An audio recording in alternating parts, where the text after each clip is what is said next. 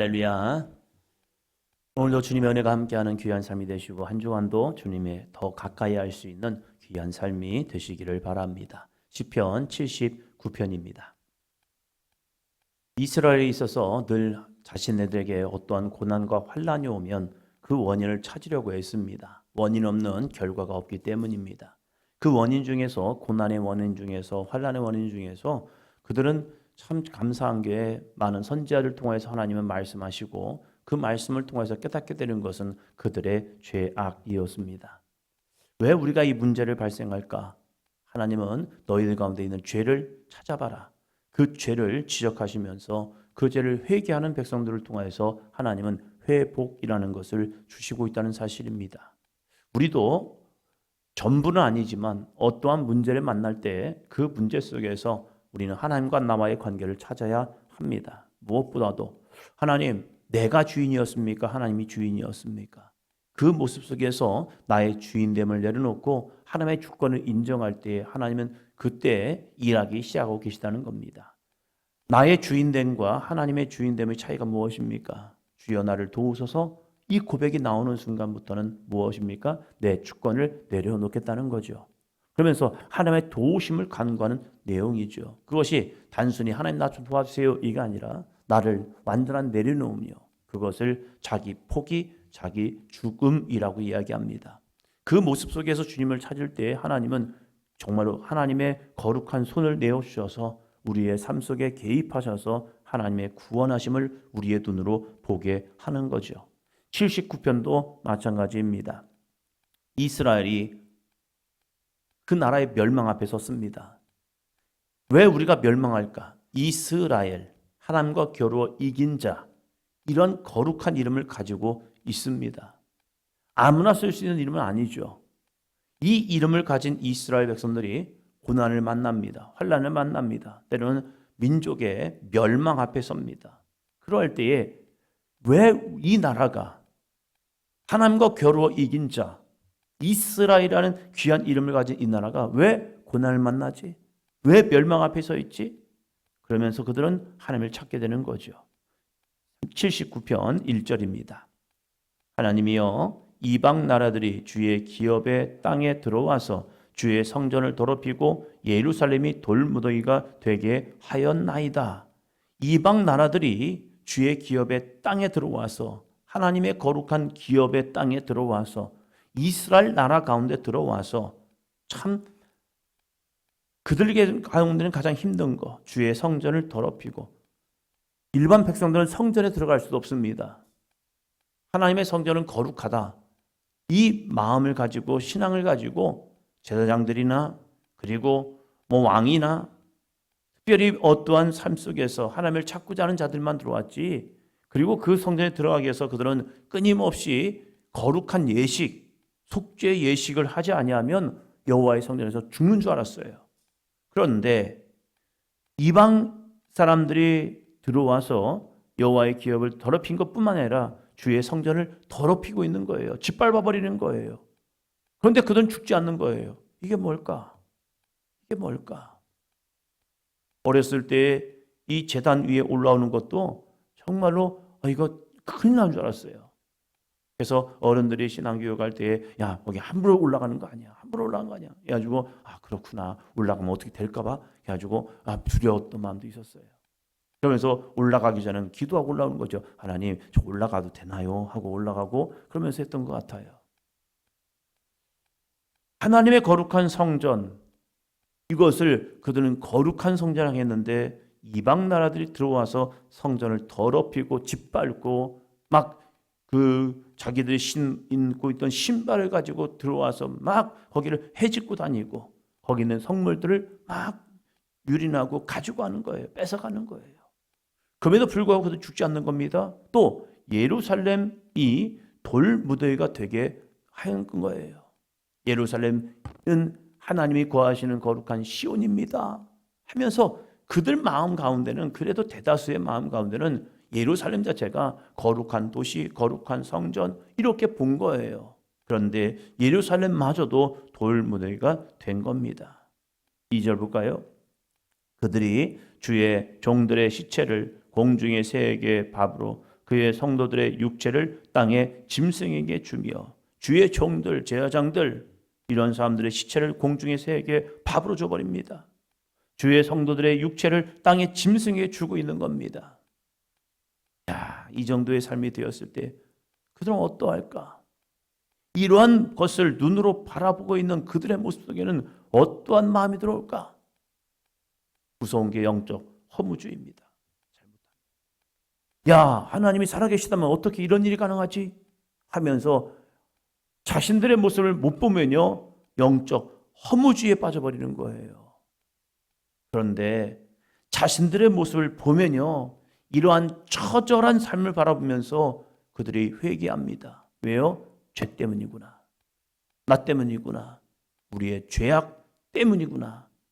회개하는 자가 있고요, 이 모습을 보면서 야, 하나님이 어디 있어? 하면서 영적 허무주의 속에 빠져가지고 자신은 바라보지 못하고 이거 하나님 살아계시지 않는 거네. 어떻게 하나님이 살아계신 모습을 볼 수 있어?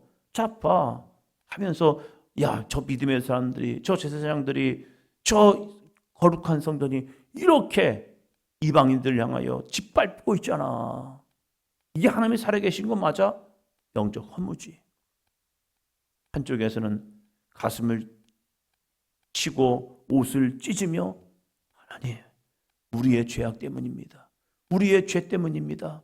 하면서 그들이 그 처참한 모습 속에서 눈물을 흘리며 회개하며 기도하는 사람들이 있는 거죠. 한 절 더 봅니다. 3절이요. 그들의 피를 예루살렘 사방에 물같이 흘렸으나 그들을 매장하는 자가 없었나이다. 아멘. 이 상황까지 된 거예요. 예루살렘의 사방에 피가 물같이 흘러버리고요, 죽어있는 사람들을 매장할 자도 없는 거예요. 시체들이 거리에 쌓이고 이러한 현실이 되어버린 거예요. 오늘 이 시대도 마찬가지이죠. 고난을 만나면 그 고난 속에서 자신의 삶을 되돌아보는 사람이 있는 반면에 고난을 만나면 하나님 앞에 원망하고 불평하는 사람이 있어요. 그래서 이 고난을 통하여서 영적인 실체를 보게 되는 거죠. 어떠한 문제를 통하여서 그 사람의 신앙의 실체를 보게 됩니다. 문제 앞에서 기도하는 사람이 있는 반면에요, 문제 앞에서 막 자신의 감정을 토로한 사람이 있어요. 멀쩡 예배 드리다가도 갑자기 어떠한 사건이 벌어지면요, 막 흥분하고 소리 지르고 막 욕하고, 교회에서도 그런 사람이 있단 말이에요. 다른 사람을 비방하고. 근데 어떤 사람은요, 그 모습 속에서 하나님, 우리가 회개해야죠. 우리의 모습을 보면서 주님 앞에 매달리는 사람이 있다는 겁니다. 우리 교회가 믿음 안에서 늘 나를 되돌아볼 수 있는 믿음의 삶이 되기를 주의 이름으로 축원합니다. 하나님이 그 영혼들을 통해서 어떻게 하시는데요? 회복을 주시고 있다는 사실입니다. 자, 8절을 봅니다. 8절. 우리 조상들의 죄악을 기억하지 마시고 주의 긍휼로 우리를 속히 영접하소서. 우리가 매우 가련하게 되었나이다. 9절이요. 우리 구원의 하나님이여 주의 이름의 영광스러운 행사를 위하여 우리를 도우시며 주의 이름을 증거하기 위하여 우리를 건지시며 우리 죄를 사하소서. 아멘. 우리들이 잘하는 게 뭡니까? 조상 탓이야. 부모님 못 만나서 그래 하면서 때로는 부모님 조상 탓만 하고 있는 거예요. 이 시편의 저자도 1차적으로는 조상의 문제를 가지고 나옵니다. 왜냐하면 자기들 선대에 행했던 죄악 때문에 지금 우리에게 이런 결실이 오거든요. 선대의 아름다운 신앙은요, 자손들에게 귀한 열매를 줍니다. 신앙은 나무를 심는 것 같은 것 같아요. 나무는 내가, 요즘은 아니지만 과거의 나무는 자손들을 위하여 심어주는 하나의 귀한 유산이라잖아요. 그래서 나무를 심어놓으면 그 나무를 통해서 내 때는 많은 열매는 맺지 못하지만 자녀 세대에 귀한 열매를 맺게 되죠. 그래서 풍성한 열매를 맺게 돼요. 죄악도 마찬가지입니다. 죄악도 내 조상들이, 내 부모 세대가 죄를 지면요, 그 죄가 쓴 뿌리가 되어서 자녀들의 인성을 만들어버리고 그리고 그 죄로 인하여서 열매가 나와요. 그래서 무서운 거예요. 부모들의 헌신의 삶은요, 자녀들에게 아름다운 축복의 열매를 맺게 합니다. 어느 날 저도 기도해 봤죠. 하나님, 왜 저 사람은 잘 될까요? 왜 저 친구는 잘 될까요? 그럴 때 하나님이 주신 분명한 응답은 그거였습니다.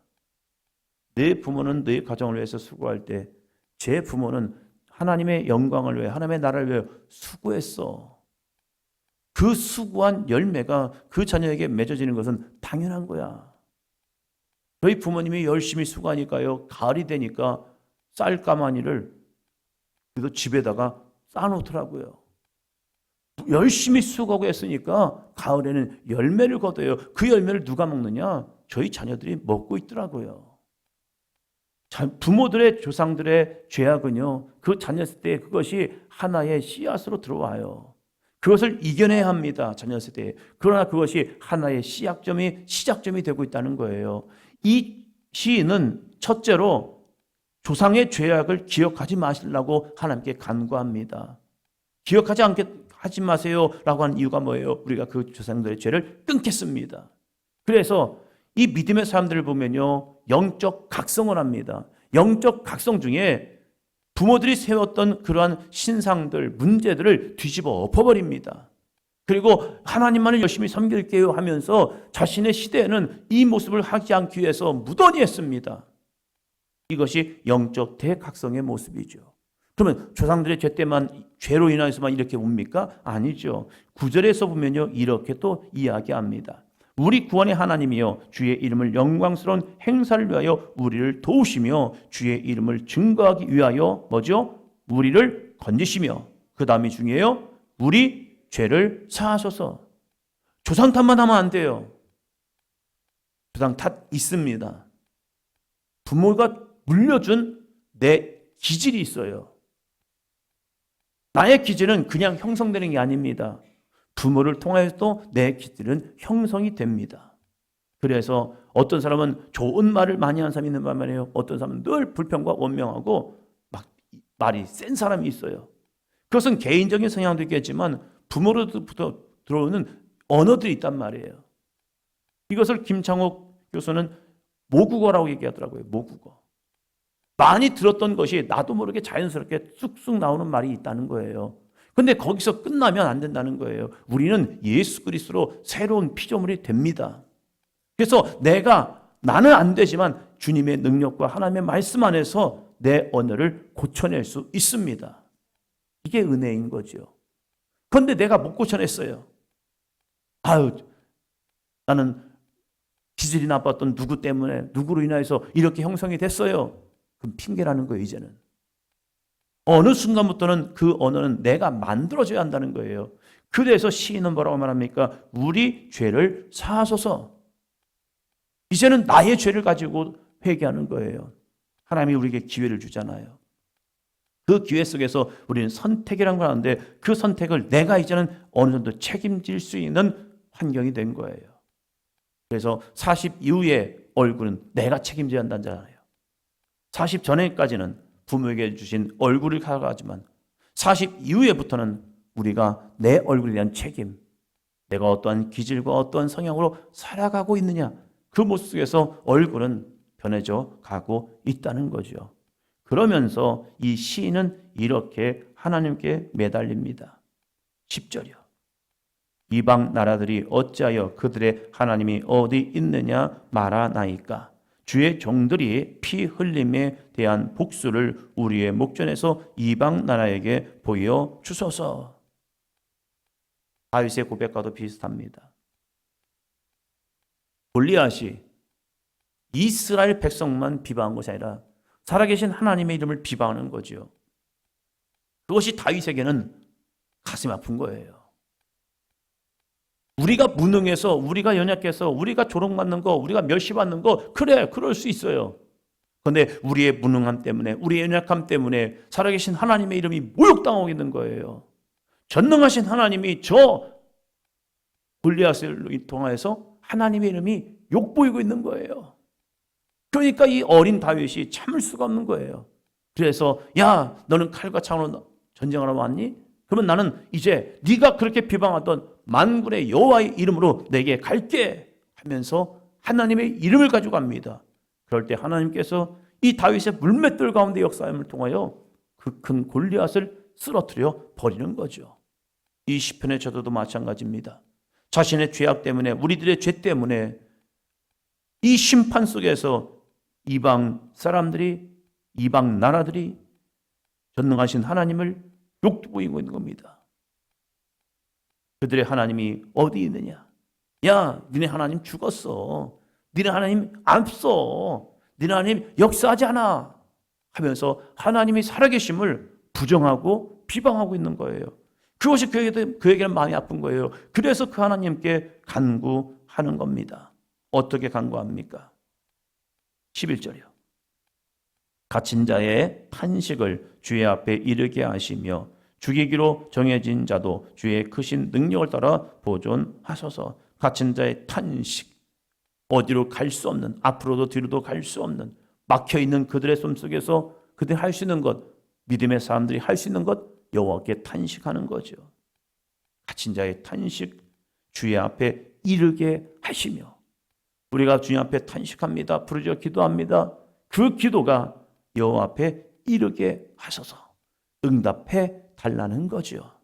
자신들의 죄를 내어놓고 조상들의 죄를 고백하면서 하나님 우리를 구원해 주세요. 구원하셔서 하나님의 이름이 모욕당하지 않게 도와주세요 하면서 이 시편의 자는 기도합니다. 그 이유가 무엇입니까? 그들은 범죄했을지라도, 그들은 하나님을 등정했다 할지라도 여전히 그들은 누구냐? 13절이요. 우리는 주의 백성이요 주의 목장의 양이니 우리는 영원히 주께 감사하며 주의 영예를 대대에 전하리이다. 아멘. 우리는 주의 백성이라는 겁니다. 그래도 이스라엘이잖아요. 그래도 하나님의 거룩한 백성이잖아요. 그래도 우리는 그리스도인이잖아요. 하나님, 돌이켜 회개합니다. 하나님의 백성으로 거룩하고 존귀하게 살아갔음에도 불구하고 그러지 못한 죄 하나님 앞에 회개합니다. 하나님, 회개하고 돌아오니 용서해 주세요. 자녀와 다른 집 아이는 다릅니다. 똑같이 일을 저질러서 혼나지만 그래도 자녀는 돌아와서 죄송해요, 잘못했어요, 알았어 하면서 품어줍니다. 이것이 자녀의 특권입니다. 하나님은 이스라엘 백성들을 자녀 삼아 주었고 그의 백성 삼아 주셨습니다. 그들이 어느 곳에 있든지 어느 곳에 쫓겨갔다 할지라도 그들이 회개하여 돌아와서 아버지 잘못했어요 하면 그 아버지께서 어떻게 합니까? 알았어. 야, 왜 그랬어? 하면서 툭툭 돌면서 안아주시죠. 이것이 누가복음에 나온 아버지의 모습이죠. 탕자가 멀리 가서 허랑방탕하게 아버지의 재산을 다 허비하였지만 거지같이 돌아온 이 아들을 받아주면서 그래, 너는 죽었다가 살아난 아들이요, 잃었다가 얻은 아들이다 하면서 그의 모든 직위를 다시 회복해 주시죠. 이것을 은혜라고 말합니다. 우리는 주의 백성입니다. 오늘도 주님 앞에 나와 기도하여 간구하는 우리들의 기도를 하나님은 응답하십니다. 이게 우리가 예수 그리스도의 십자가의 피값으로 산 자녀의 권리이기도 합니다. 오늘도 그 주님을 의지하며, 주님, 오늘도 나의 삶을 회개하며 나의 삶을 되돌아보며 주님을 의지하며 나아갑니다. 하나님, 세상 가운데서 승리하는 믿음 되게 하여 주시옵소서. 기도하며 나아가는 한 나라의 삶이 되기를 축원합니다. 기도합니다.